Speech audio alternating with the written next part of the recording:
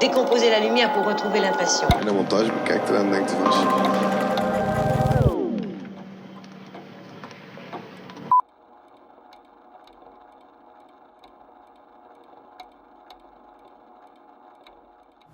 Hello, Vladimir. Hello, Charles. Thank you for being here. Thank you for inviting me. Welcome. I feel really honored to be here, to be honest. Before we start talking about the movie, maybe you could introduce yourself a little bit, your background, Yeah. and before you started working on this project. So my name is Vladimir Gojun. I'm a film editor from Croatia. I started working like in 2008, but I did work a lot as an assistant editor up until then, since like 2001. And right now I've been teaching film editing since 2007, but since the last 5 years I had a full tenure at the Academy of Dramatic Arts in Zagreb. I'm a really busy editor, I must say, and I work a lot also with international crews, and doing a lot of workshops and masterclasses. Especially, I have this really good relationship with RITCS when we started like 4 years ago, and this is how I was invited to come here and do a masterclass at this school, and I'm really happy and honored to be here. So thank you. Can you tell us something about how this project was created? It's a funny story. I've been collaborating with one of the producers of this film, and at one point I was invited to, would I be interested to work with the director? And a year or 2 years ago, 2 years before that, there was a teaser and a trailer that was actually about this film, which drew a lot of attention. Like at one point they just released it on the internet. 2 or 3 years before the movie was started to be shot, started developing, they had this idea, which is really funny. When I talked to the director, when I started working on it, he told me it's funny because he's a huge fan of American blockbusters. So the initial idea was I was thinking about making a movie in Slovenia about Slovenian astronauts that kind of tried to destroy the asteroid that's gonna hit the Earth, like Slovenian Armageddon, and they were talking about, so how it's gonna happen, what I'm gonna do, what's the technology, how they're gonna do it. And they started talking, and nobody was actually, when they pitched the idea, nobody was Slovenian astronauts saving the Earth, why would I want to watch that movie? And they started researching, and they said, so okay, what would be the technology, how to do that? So what if even in the Yugoslavia they had this space program, and they started talking about space program. So the producer was like, space program in ex-Yugoslavia, space program. So everyone got hooked on that. So they started developing that idea, and they, of course, abandoned the Slovenian Armageddon idea, which was hopefully didn't happen. Yeah. And then they started actually talking about this space program that Yugoslavia developed, and then sold it to the Americans, which helped them to land on the moon. Maybe we can have a look at the. Yeah, of course. You have it ready. I can show it to you. So this was the initial. It was something that really drew a lot of attention. It had million clicks at 2 or 3 days, and it was a big thing because everyone thought, oh my God, there's something really interesting about the nations that were actually happening at that time. So I'm gonna show it to you.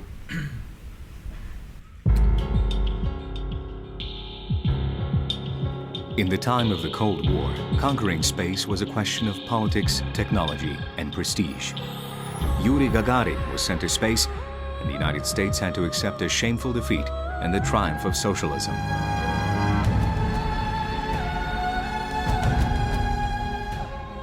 But it's little known that socialist Yugoslavia was a third player in the race, developing its own secret space program.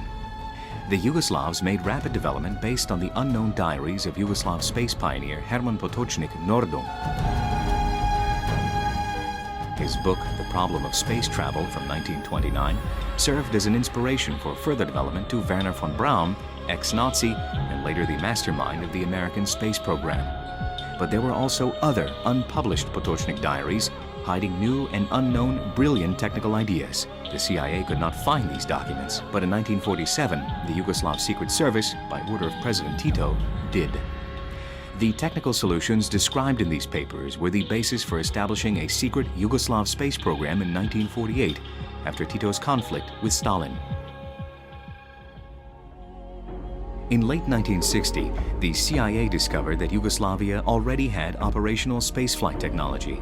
Yugoslavia secretly sold its complete space program to the US in March 1961. In May 1961, Kennedy announced that the US had chosen to go to the moon. President Kennedy welcomes a man to the White House. He's receiving President Tito of Yugoslavia. We choose to go to the moon in this decade and do the other thing, not because they are easy, but because they are hard. With generous American financial support, Yugoslavia began rapid economic development. Tito traded the life of a guerrilla soldier for a luxury lifestyle. Yugoslavia is probably the most prosperous of the communist nations, and $2.5 billion from the United States did much to prime the pump. Ja sam morao raditi od svoje 6. godine pa do danas. Driving around in a Cadillac, drinking expensive American whiskey, and gaining unprecedented popularity worldwide. In this documentary, we will reveal how Tito built the biggest secret underground space center in Europe. We will reveal how the US's Saturn rockets and Apollo modules were mainly made in Yugoslavia.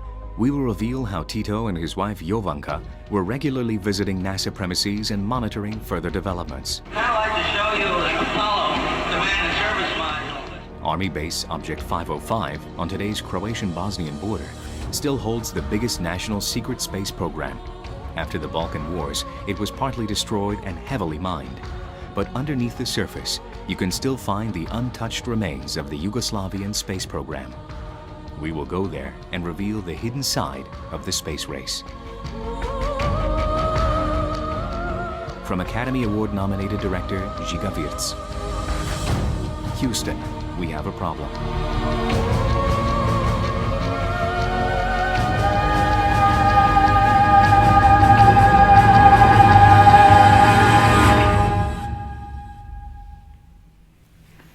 So yeah, that's it. I mean, I even remember when I saw it, it was like a huge, like, drew a lot of attention in the region, like of Croatia, Serbia, Bosnia, especially Slovenia, because they made this teaser that was kind of like a bait how to draw some of the finances, like, for the film. And it was really popular at one point, like when it happened, because a lot of these people, like from the region, they felt, oh yeah, like finally we have something that we're gonna be proud of, because this is the story that really, like, proves that, you know, we really had something strong, something like really important in our country's history. The director suddenly became like a big star, like among the TV news, even though the movie was even like started to be shot. I mean, so yeah, it was a big thing. And I mean, my first question would be, was the film scripted completely? It was scripted. It was scripted. I mean, when I started being involved in the film, I received the script. I read the script. The script that I read was mostly concentrated on the story of the father and the daughter. So that was like a big part of the script. And the rest of it was mainly like involved this like history facts regarding like the history of Yugoslavia, the beginning of the story, the beginning of this program, how it developed, the origins of it, and then this whole story about being sold to the Americans and how the program actually helped the Americans to land on the moon. I'm wondering to the audience, it's a docu-fiction. Yeah. It's we talk about, it's not really like a mockumentary, but in a way that it's documentary, but uses a lot of fictionalized elements. I was wondering what parts would you say are definitely not real, for example, or what do you think is real, what do you think is not real? Yeah. You have what comes to mind immediately?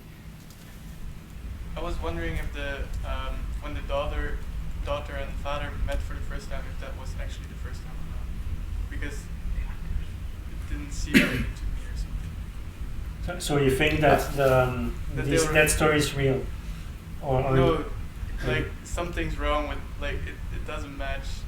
They must have met before or something.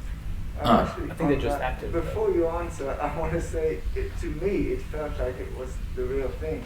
The real thing? It was so badly staged. I mean, it was the worst possible place to hold it. So I guess if I was a director and I was controlling that, I wouldn't have done it there. There's an answer. I think they're just actors, right? Yeah. Okay, so it's the part when we reveal everything, right, Charles? Yeah. So the guy in the wheelchair and the daughter, they're like actors. So I know we fooled you, right? So the father and the daughter, they're actors. It was staged. The story is fake. The agent guy and his daughter, they're basically real. I mean, the guy was a Yugoslav National Army officer before the war and during the war, and then he decided. I mean, you don't hear it was shot, but we didn't put it in the film. But he said he was ordered at one point to attack his own nation, the people, and then he said, "Okay, I'm not gonna do it. I'm not able to do it." He almost said it in tears, when he told me I have to do it. I said, I can't do it, and I'm not going to do it. So he resigned. So he actually, resigned from the Yugoslav National Army. His daughter, she used to be sort of a secret agent working for the intelligence. And he was part of the intelligence.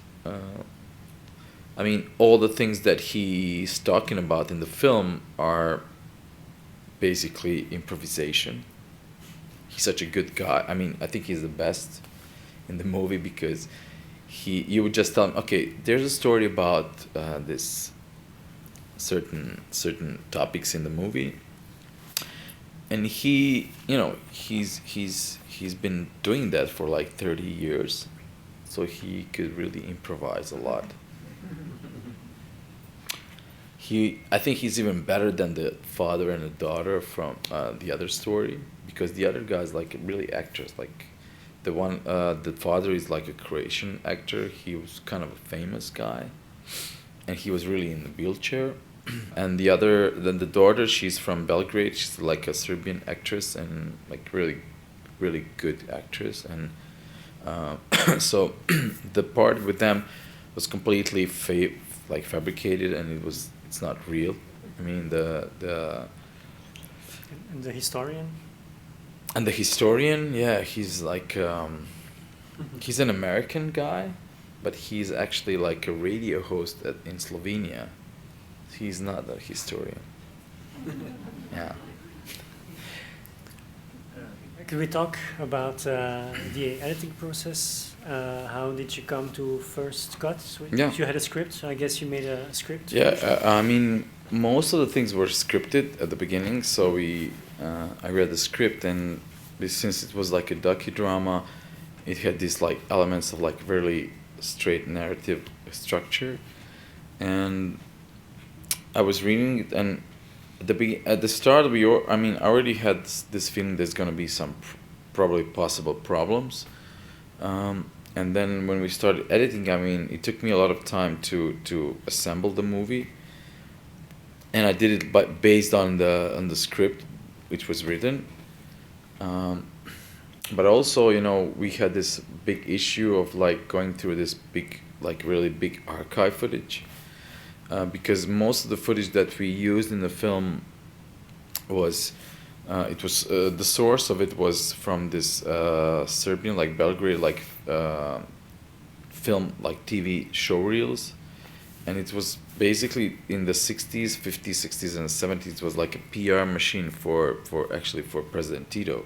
So everywhere that he went, everywhere that he was going, there was always like a really professional like film crew, like the best DOPs, that were actually like shooting this with like 35mm cameras, and they have like a really vast, like really huge like archive like in Belgrade. And since when we started doing this film, the production contacted them, and then they were so like, oh yeah, like finally someone is gonna use this footage. So we actually asked for all the like everything that they could provide us with, and it was mostly like these newsreels that were done.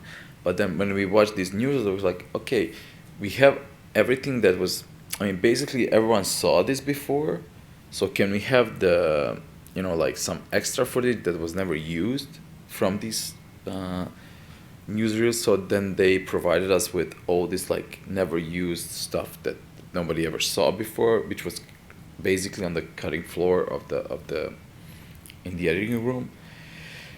So it was about like 250 hours of that kind of footage. And when I started editing this, when I was involved in the project, they asked, they were talking about, yeah, we're gonna do it probably gonna do it like in 2.5, 3 months. And I saw it, like, I'm not sure that this is gonna take like 3 months of editing. It's such a lot of footage. And because watching all this archive footage took like 2.5 months, just going through this archive footage and figuring out like what's gonna be of use. And then we started, and then I went through the whole archive footage. Then I did the assembly, and it took me like almost like 3 months to do it. It was like really a lot. And you were doing that while you were rewriting the script? No, because we were going through the script, and I was going through the script, and then I made the assembly, and then when we watched the assembly, then we figured, okay, so it's not working, because the original story was the project when they sold the space program. The idea was like, okay, they sold the space program to the Americans, and it worked. They like used it. Oh, okay, great. But then when they actually managed to get to the moon, like the movie was over. Like, why do you want to keep on watching that? Because they made this space program, which was like a huge thing. They sold it. Tito managed to sell it, and then okay, they used some of the technology for it, and then they went to the moon. But after that, like, why do you want to watch the rest of the film? So we decided that actually the space program is not working. They sold like something that doesn't work, and it becomes a problem. It becomes like some kind of a conflict between in the storyline, and then from that point we had to we had to really reinvent and rewrite the script, like from the beginning, like from the middle of the film. Right after they sell the program, we started like, okay, so it doesn't work, so what does happen? So that's when the story about this and then the whole story, father and daughter thing, came after, because there is no reason. Exactly. There is father Yeah. and daughter. There was a story about this father and daughter, but the problem was, I mean, that's what I felt, and that's what the others, like in the crew, like they figured out, like, okay, if the program really worked, why these scientists didn't come back home? Like, what was the problem? And then we figured out, okay, yeah, so maybe the program didn't work. Because, you know, that would be a reason why you send these scientists, you know, to the United States to help the Americans, that help. And so that was the turning point for us in the editing room. And then we had to, like, start rewriting the second half of the film. And it took us a lot. Like, I mean, the whole editing process took almost like 10 months. I mean, with some like breaks and stuff, but it was really intense, and it was like a lot of time. Basically, so you rewrote, you went through the whole archive, and then you start puzzling how you could get this together. Exactly, because the most of it was how to fit in the archive footage with it. But then, you know, when we went through all this like old footage, like archive footage from this Filmske Novosti, it's called, in Belgrade, like newsreel. Then we started like thinking about, okay, so what's the next move? What do we have to do? And then we started digging through the archives in the U.S. government. They have this like public library, like public domain like footage, especially audio footage that Nixon, like President Nixon, was like recording.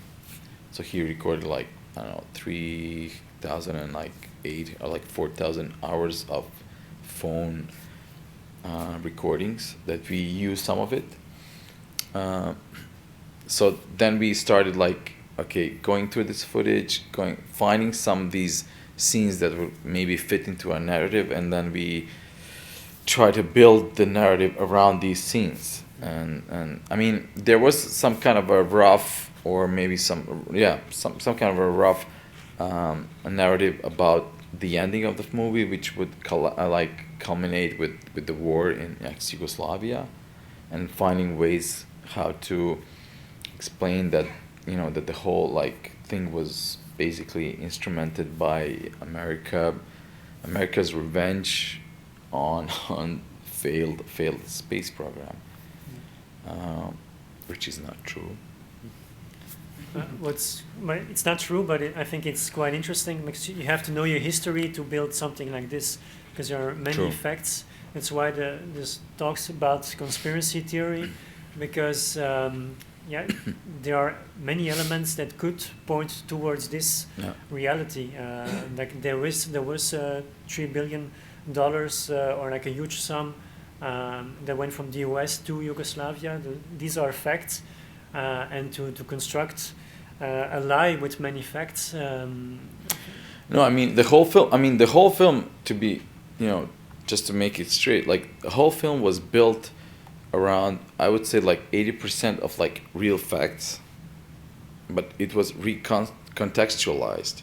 You know, we really like kind of. I mean, the thing about like getting this American like financial aid in like early '60s, it really happened. I mean, it's not something that didn't happen. Like they got like $2.5 billion. It's the truth. But you know, we figured, okay, we're gonna recontextualize it. We're gonna use it as you know, as some kind of a justification that, yeah, they gave us money because we sold them this space program. I mean, it was like a director's construct. That's how they, you know, kind of invented this story. And a lot of these things that actually happened, it was constructed and recontextualized through the real factual footage that we had, that we really were dealing with, and a lot of it was, I mean, if you watch in the movie, I mean, a lot of these things, especially in the archives. For example, when Tito goes to Morocco, he really, I mean, the footage is like really authentic, and he really met with the Moroccan king. They were having dinner, but then we were going through the footage when we found this parts where the Moroccan king is like kind of confused, like confused looking, and like what's going on, like, and then, you know, I mean, not me, but the screenwriters and director, they thought, okay, so we can use this. Like they try to, you know, do this exchange at the Morocco, and the Moroccan king, he doesn't have a clue what's going on, but he's like pretending, and so you know, we kind of used it as a means to rewrite history. I mean, in a sense. Do you, during the process, do you feel that you had some ethical issues, like the red line, you wouldn't cross, Yeah. or something like that? I think all the way to the part when the war started, there was like, okay, no bars hold. How do you say it? No limits. So or no limits. Like, okay, we can do whatever you want. Like we can really rewrite the history, because that doesn't matter. But because it's not something that you can really emotionally connect to. But then there was this footage when the war starts, like in the 1991. There was a point where the director and the screenwriter, they wanted to like push the envelope. They wanted to go like a little bit further. And then I said, yeah, but you know, this is not something that we should do, because like it's really close. You know, it's like very close, near history, and a lot of people have been affected by it. So I was fighting at one point. I mean, fighting, it's not, maybe it's my too harsh word, but I was arguing a lot with them not to go into some sarcastic or like very ironic view of how the things happened, because they wanted to fabricate a little bit. I was kind of against it, because I felt that, you know, ethically we're not supposed to make fun of it, because, you know, it might affect some people, and the things that they were trying to do were like maybe over the edge, and you know, maybe we shouldn't go into this region, you know. And yeah, that was the only part where I really, as an editor, kind of tried to intervene and like try to affect, because I felt that it's not really something to joke about.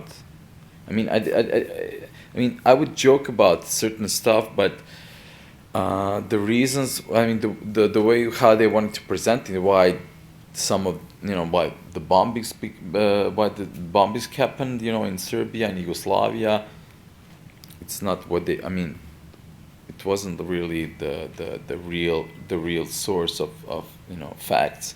And I really didn't want to go into the, like, I didn't want to fake it, because I felt the French wounds, you know, and it might affect some people, and I felt it, let's not play with this, because it's really like pretty, you know, close to the history. I mean, history is like very fresh. The wounds are very fresh. So I didn't felt like maybe we should. I don't think we should play with this part of the history, you know.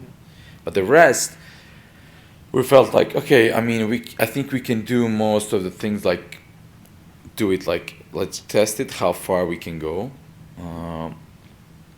But as I said before, like most of these like documentary things are basically what happened. I mean, it's true, but we just said, yeah, but it's not like going to Morocco. It wasn't like just some kind of like diplomatic like travel. It was because they were trying to, you know, give the space program and all the elements there to the Americans. It was like recontextualizing. Yeah. I think you have some examples that Yeah. we can see. So I would just talk about certain parts of the movie where we actually made like really major intervention, and how we use some of the footage. So. Left. This one? No. I mean, as it's changed, I mean, it's not the way it used to be as I remember it. So, for example, this house is basically like a American type of house that was shot in Prague, somewhere in the Czech Republic, but it was presented as it was shot in Houston, Texas, if you remember the movie.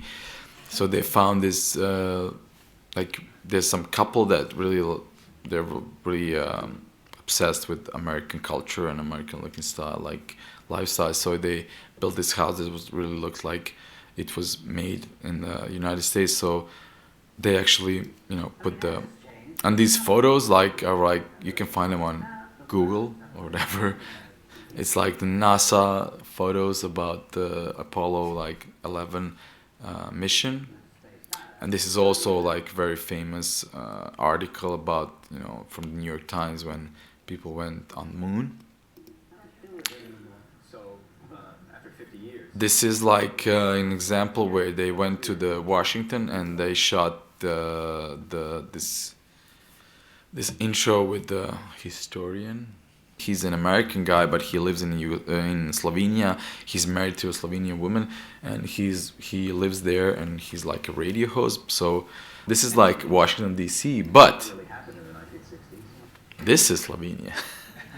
This is like some kind of a library in Slovenia that they, make it look like it's the Washington D.C. archives.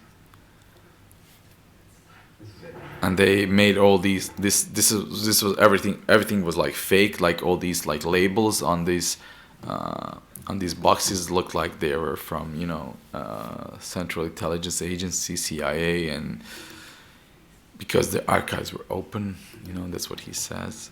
And of course, he's a very clumsy guy, as you can see. But these pictures and these blueprints, they are actually real. It's really from the book that you saw in the teaser that we showed you, where they say this is a book by Herman Potočnik Nordung.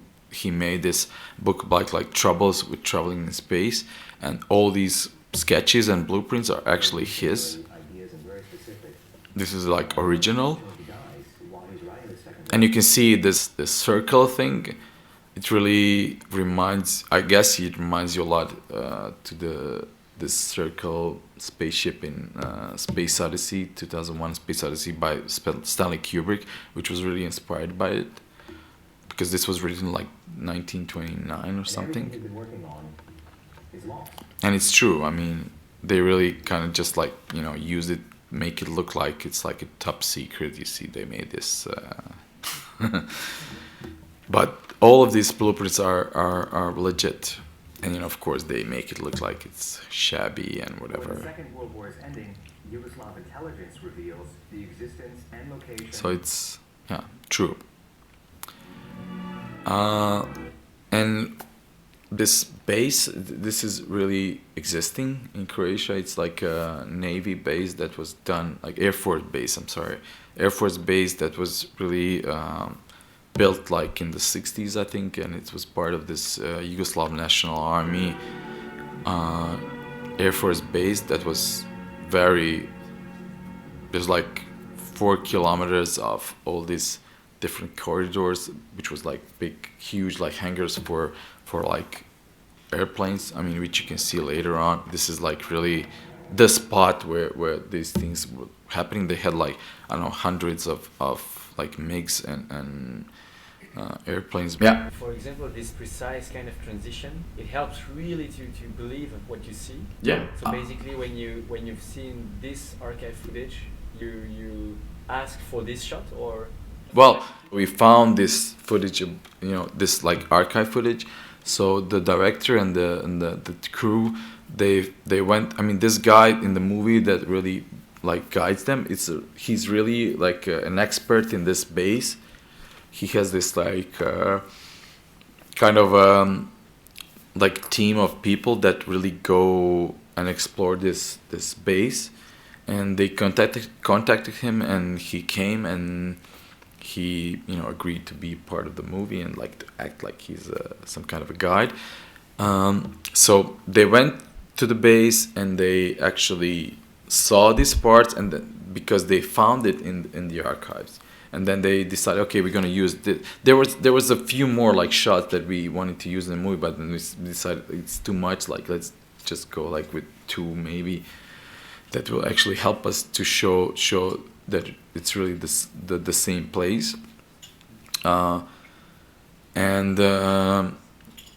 and yeah, it's still, I mean, you can still go there, like if you want to go, you can go there. This base was functioned till 1991. Then the Yugoslav National Army actually left the premises, but they decided that if somebody wants to go inside and use the premise, they decided actually to blow it up. So they actually put all the explosives. So they destroyed it when they were leaving in 1991. So this is all destroyed. You can, basically, there's nothing inside, and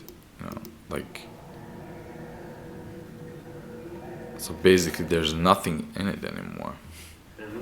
I wanted to say, when I did this, we also tend to use a lot of like archive audio sounds or like some footage where Tito was actually giving these speeches. We felt really appropriate that we found this speech where he's talking about, I mean, it's funny for me, but suddenly he talks about like, I mean, he talks about like there's some life in space, like there's some aliens. So maybe the socialism would, work on it to, make good context with, alien life. And we felt it was like really funny, so we decided to use it. It's a real speech that he actually, did really talk about it. And we decided to put it in this context of like, because he visited this space a lot of times. So we used the photos that we had where he actually talks about, alien life, alien space life, and maybe socialism and Yugoslavia could actually benefit from it if it happens. So yeah, we felt it was kind of a good, funny thing. And this is also like one examples where actually you can see the real, the archive space with the real part, like when these guys really walk there. So yeah, and the Object 505, I mean, it's a fabrication, but the city of Pula in Croatia, it's like its existing place. This is also what you see here is, it's like an army base, but this left part is basically photoshopped because they removed a lot of like stuff that wasn't really there. I don't have the original shot, but I just wanted to show you. There was like a wood part here, so they just kind of removed the forest and make it look like an army base. And especially this house here, I mean, he says like this is the house where the tanks were, where they did all this kind of explorations with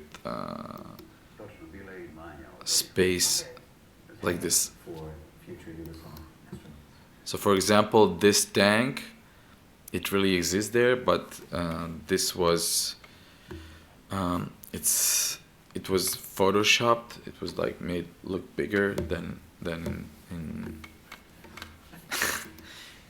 in future, and especially here, the tank. I mean, we kind of made the character look smaller than usual. So he was like downsized to make it look like this tank was even bigger than it was. And this whole story about this tank, I mean, this is not the place where it was shot. This is somewhere else. We found the archive footage, so we kind of thought it looks similar, so maybe we can use it as a way to, tell the story about. So we combined a lot of archive footage to make it look like it was actually belonging to the same object.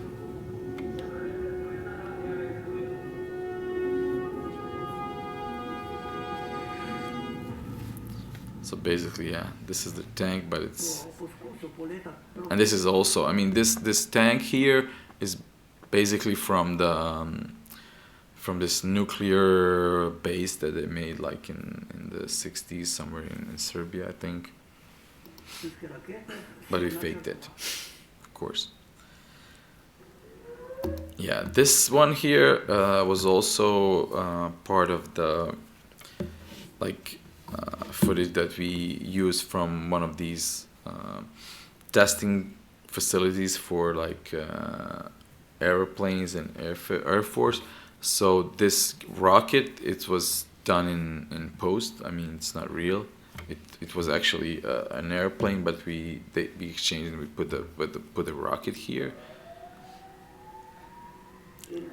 Also here, this is the same footage, but this is the rocket. It used to be an airplane, but we put the rocket here as they were making tests for rockets. And this is a really big. I mean, this Triglav 1. It was done in post. It's a real footage from NASA, but we actually did it in post. We just had a really good, VFX guy and we combined it with the real footage from Yugoslav National Army, to make it look and this pig. It was done in After Effects, very simple. This was also fake. I mean, we used it as the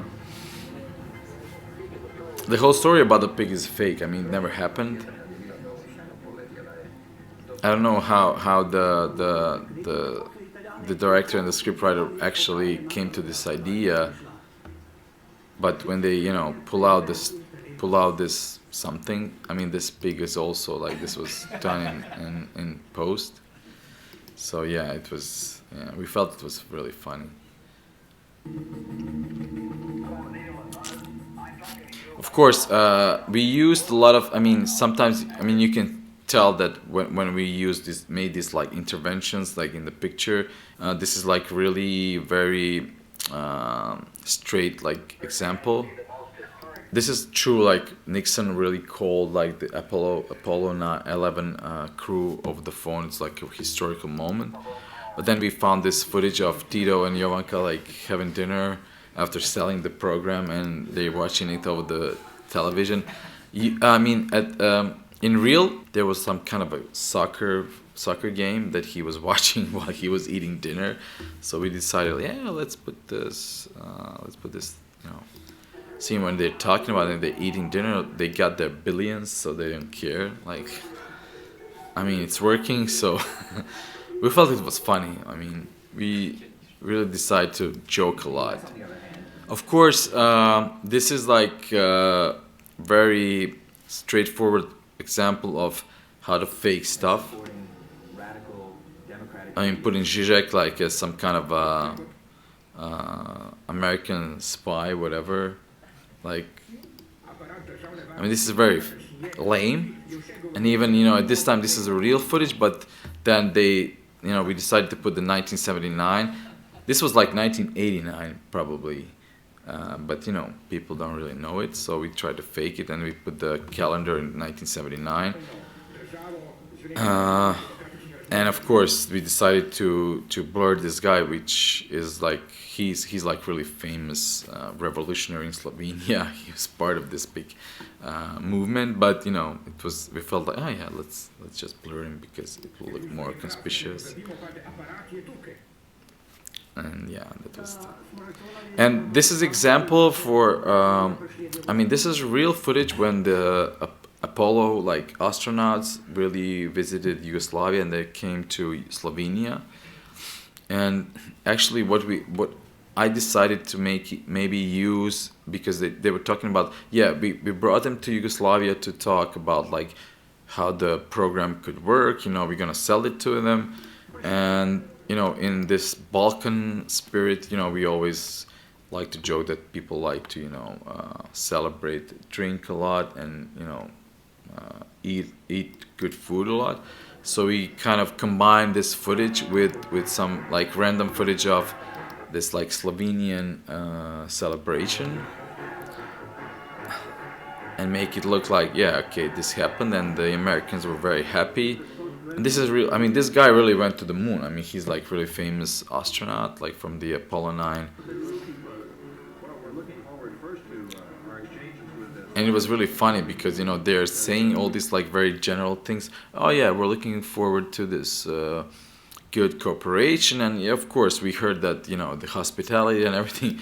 I mean, it's very general. They don't say anything, but this is actually how you build the whole PR thing. I mean, it's like when the director used to do this interviews for the film, he would do all these like kind of diversities. Like they were asking something like very straightforward, and he was like, yeah, but and then he starts talking about this different stuff that was actually just like going away from the theme that they were actually talking, but it looked like he was being very smart and like saying things that were.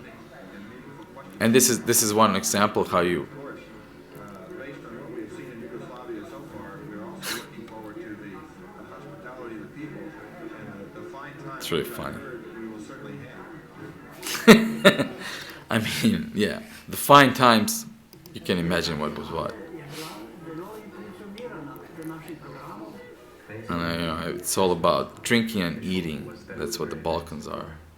But they were really here, and they really made like big impact on. And here, these like signs they're real. But it was completely for like completely different like purpose, because when the money was actually given to Yugoslavia, a lot of like Croatian and Serbian immigrants were like complaining, and they were like protesting in front of the White House. So except for this one, it was the only intervention where they changed the content of the poster. We just put like no money for Tito, which was like very simple. But if you look in the back, you can see this is the real one. Like when they talk about like freedom and self-determination and democracy in Croatia, basically. There was a lot of, and this is really like nothing. This is nothing fake. So this is how we actually used. This is how we really used the real footage and implemented in this narrative of this protest about like giving the money to Yugoslavia, the socialist country. This is the one that I told you about, like about the Moroccan prince. That we always use this footage where he looks like a little bit suspicious about things. So it's like, and everyone's like really suspicious about what's going on because they don't know what's going on, because Tito arrived there with the ship, and like everyone's like, okay, what's happening? This is just fake story about. So you see, he's always like, just look at him, like he's always very suspicious. And this is what we wanted to, achieve. Like he's always looking around, like, okay, what's going on? That was fun to work on, and we really felt like. Okay, so this, if you remember the story where Richard Nixon says like, we're gonna bomb this Yugoslav bastards. We didn't change anything here, but this is a real footage where Croatian and Serbian, I think mostly Croatian like immigrants, they really did this like very like a terrorist attack to the Yugoslav like embassies, that they really bombed it. So we used this as a way to show how the reaction to this American help to Yugoslavia. The only thing that we actually intervened was that we used the shots of these wounded people.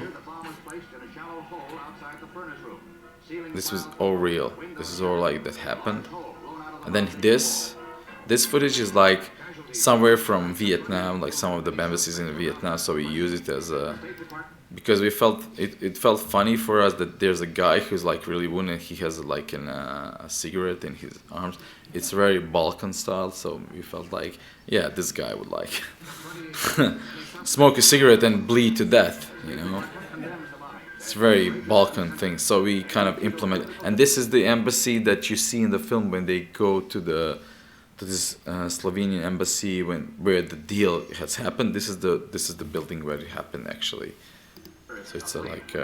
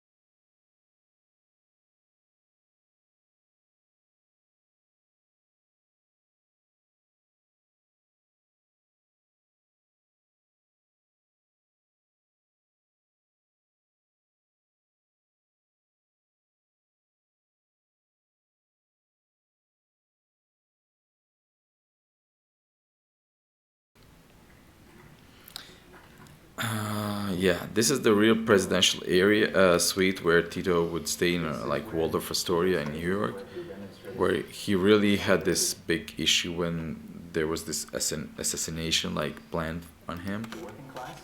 But the cool thing was that at one point the rector, he talked to the manager of the hotel, this guy here, and he just told him like, yeah, can you just say that Tito was here at the at the moment when they were like doing this assassination.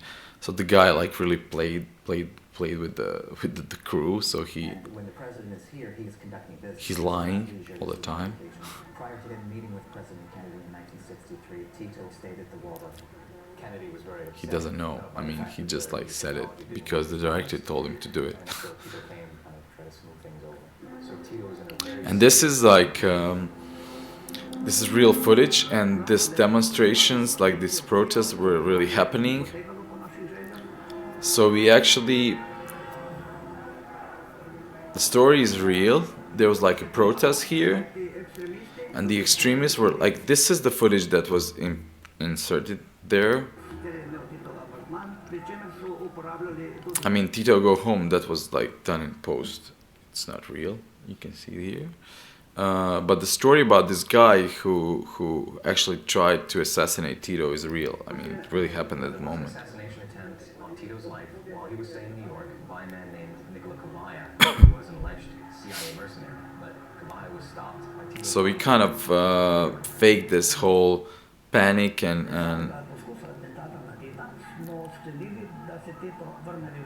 but all of this footage is actually from that period when he was there.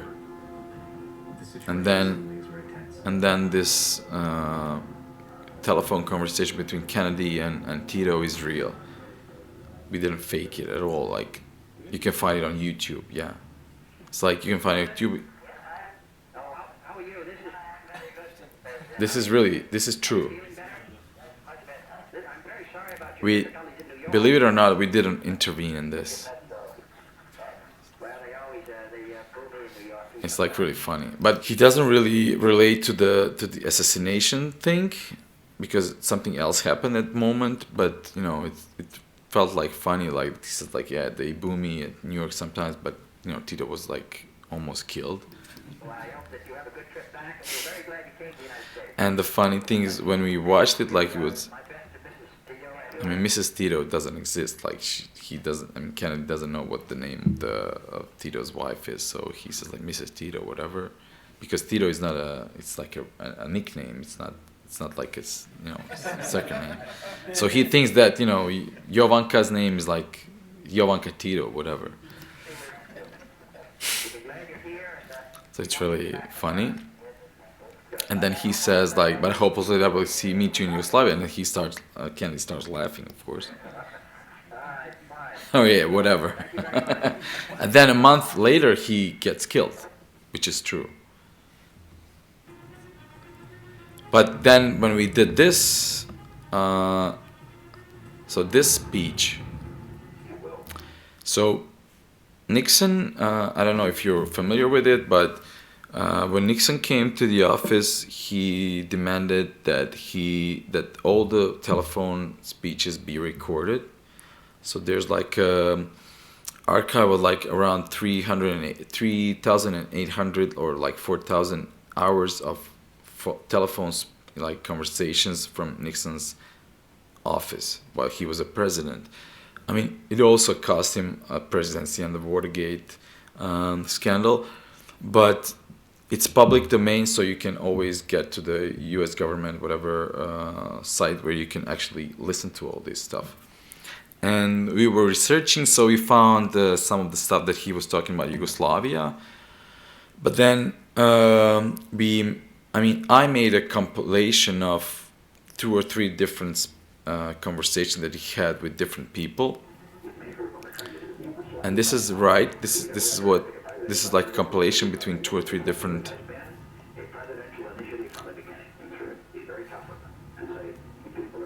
I mean, basically, he's talking about Vietnam, like communists, but we made it look like he's talking about Yugoslav communists.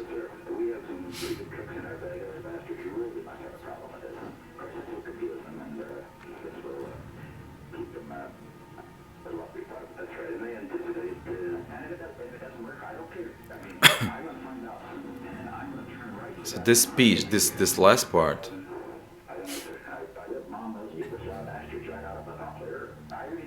So what I did, I really manipulated this speech here. So I used this Yugoslav thing, and I just inserted it in this sentence to make it look like he's really pissed at the Yugoslav people. So I did like I put the Yugoslav bastards right off the earth. I really mean it. And here's the proof. This is like the real transcript, like this last part. He talks about Vietnam, and he says, "We'll bomb those bastards right out of the earth." I really mean it. I mean, he was talking about Vietnam. We found this speech, so we decided, okay, let's use it. Maybe it's gonna help us. And then I decided, okay, I'm gonna, take this Yugoslav word and I'm just gonna put it there. And it was like a slight subversion. It felt good. But most of the people who are really familiar with this conversation, because it's really famous, they really figured that it was fake. So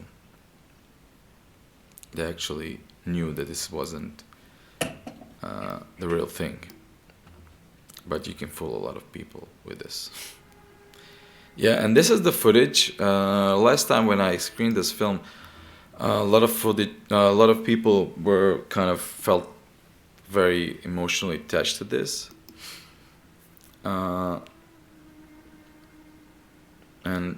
maybe a lot of you actually figured out that this wasn't real.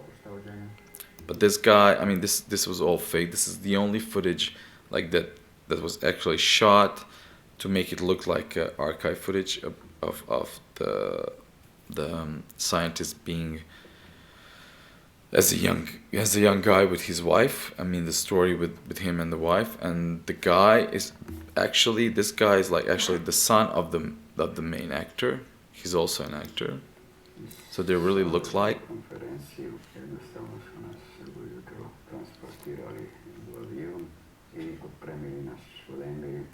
So this was really fake. I mean,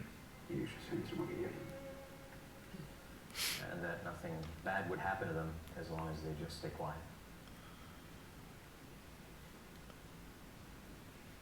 And also the grave site, it was done in post, so we just wrote like Ivan Pavic, this is not real. I mean, the name and everything and the picture, it was done in post. So yeah, so this is it. So these are the examples that actually show you how much we manipulated in this film. I don't know how much did you recognize that it was fake or not, but yeah, I think that at one point, I mean, it was done like this film is basically a fabrication, but it was done as a fabrication based on some really actual or factual like archive footage.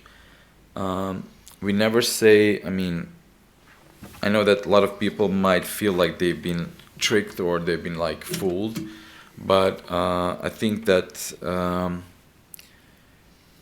we actually use Slavoj Žižek at the beginning, at the end, at the middle, at the end, like it's some kind of a disclaimer, because the producers like HBO, when they actually were talking with us, looking at this rough cuts and final versions of the edit, they said, yeah, but we can't really fool our audience. We have to put the disclaimer at the beginning. And it was like, and the producer and the editor, the director, they were like, okay, so they were really scared that maybe they will be denied some fundings, and then I was talking to them. I mean, I'm not saying that it was my decision, but I told them like, but why do we do this? Like, I mean, what's the point? Because if you put the disclaimer at the beginning, like, what's the point of watching the film? Like, if everybody looks at it and they say, yeah, I mean, I know it's fake, like, so where's the excitement? What's the intrigue? And we actually kind of managed to use Žižek as some kind of a disclaimer, because he gives you these clues where he says, even though it's fake, you can't, it's true and it happened, or people believe in Santa Claus or they don't believe in Santa Claus, but nevertheless, I mean, even after the screenings, people would come to me or to whoever, and they would start talking to us as if, wow, like, I mean, we were such a great nation, and it's amazing things we accomplished, I mean, how we fooled the Americans, it's amazing. And if you go to some forums, or if you go to YouTube to watch all these trailers and excerpts, there's a lot of people that still believe that this thing really happened, that it's really true. I have some friends that actually, after the premiere, came to me and said, like, "So okay, so tell me so how much of it is fake and how much is true? Like, this really happened?" So I have to tell them, and you tell them, come on, it's all fake. They wouldn't believe me. So it was really interesting for me to figure out like that you have all these like how the power of the story, the power how you actually present it, how you edit it, you manipulate it. Even if you tell the people that it's not true, I think some people really want to believe it, that it really happened, because I think that's the power of cinema, where you actually, even if you watch Marvel movies, these superheroes are not real, but sometimes you really emotionally get involved with it, and then you say, wow, like, I really believe, you don't believe it, but you get into the story. So I think that's what this film was all about, like to show people how much they can be, deceived, how much they can be fooled, and to test it like among the common audience. I think we achieved that, because I think still this film like causes some controversy, a lot of debate. People talk about it even today, like after 6 years after it came out. I mean, I'm talking about the audience in ex-Yugoslavia, because basically mostly it matters to them, to make them feel like something big or something important happened in the history of the country, which fell apart. So